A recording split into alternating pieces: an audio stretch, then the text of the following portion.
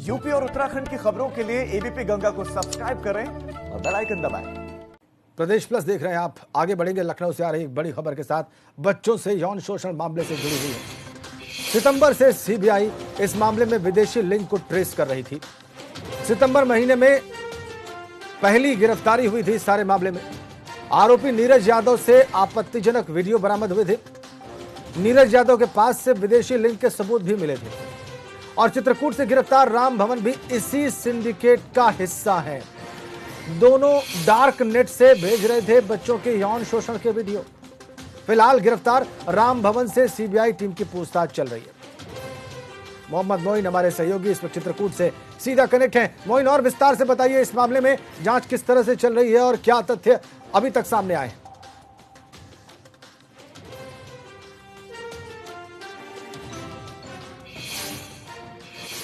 देखिए, सीबीआई एक केस की जांच कर रही थी, तफ्तीश कर रही थी, तभी उसे इस बात का क्लू मिला कि उत्तर प्रदेश के कुछ जगहों से छोटे बच्चों के अश्लील तस्वीरें और वीडियो अपलोड किए जा रहे हैं।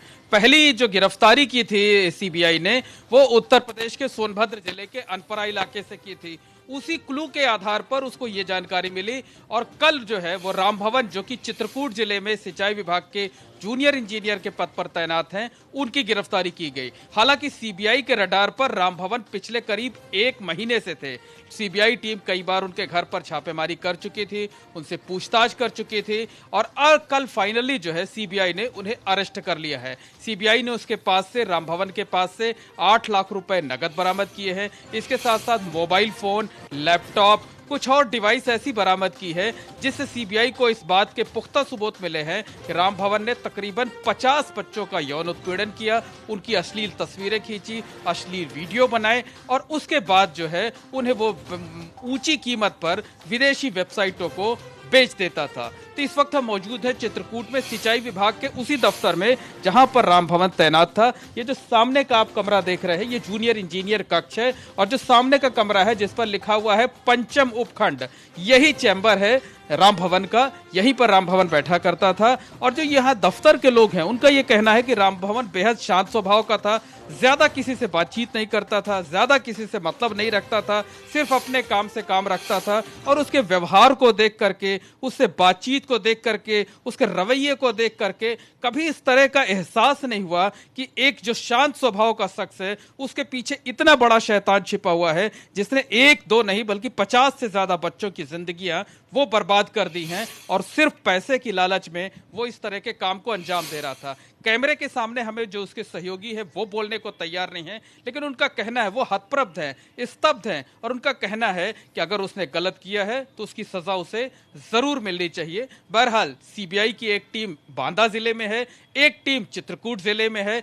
2 लोगों को सीबीआई ने हिरासत में लिया है। उनमें से एक राम भवन का ड्राइवर है, दूसरा एक शख्स और है जिसके बारे में अभी बहुत पुख्ता जानकारी नहीं मिली है। तो तमाम सबूत जुटाने की कोशिश में है सीबीआई, क्योंकि जिन बच्चों के साथ, जिन परिवारों के साथ ये मामला हुआ, उनमें से किसी ने भी पुलिस में कंप्लेन नहीं की थी और अब तक की जो जानकारी मिली है कि ज्यादातर उसके अपने रिश्तेदारों के बच्चे होते थे, जानने वालों के, पड़ोसियों के बच्चे होते थे, लेकिन किसी ने शिकायत नहीं की है। इसलिए सीबीआई की पहली कोशिश होगी कि ऐसे पीड़ितों के बारे में पता लगाया जाए, उनसे शिकायत दर्ज किया जाए, उनके बयान दर्ज किए जाए, उनको गवाह के तौर पर पेश किए जाए ताकि जल्द से जल्द ये छूटने ना पाए और इसको सजा जरूर मिले। मोइन, आप बड़ी जानकारी दे रहे हैं।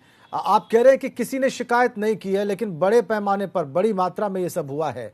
कितनी संख्या रही होगी उन बच्चों की जिनका यौन शोषण हुआ है या सीबीआई जिनके बारे में मालूम कर पाई है, और कितने शिकायतें हो सकती हैं ऑफिशियली ताकि सीबीआई का पक्ष मजबूत हो सके कोर्ट में?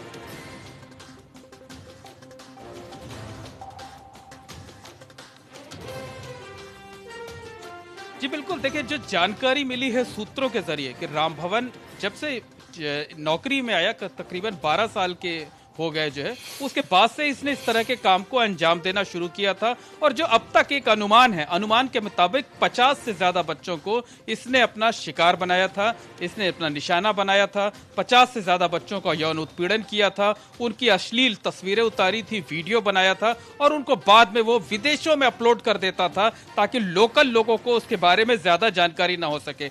बच्चों को ये लालच देता था। और ये बच्चे वो होते थे जो उसके अपने रिश्तेदारी में होते आते थे, रिश्तेदारों के होते थे, पड़ोसियों के होते थे, या किसी परिचित के होते थे, जिनको वो आसानी से अपना शिकार बना सकता था।